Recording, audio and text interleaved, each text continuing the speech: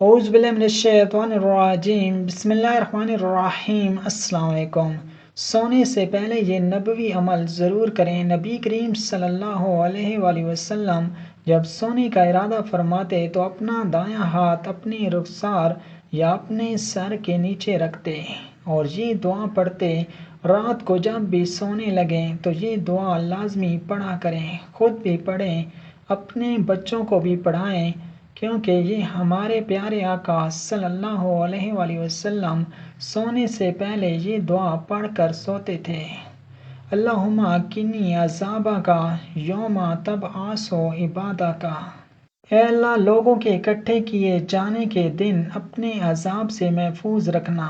تو آپ رات کو سونے سے پہلے یہ دعا لازمی پڑھیں۔ اگر آپ کو ویڈیو اچھی لگے تو آپ نے اسے لائک کرنا ہے، شیئر کرنا ہے اور ہمارے چینل کو سبسکرائب کرنا ہے۔ جزاک اللہ۔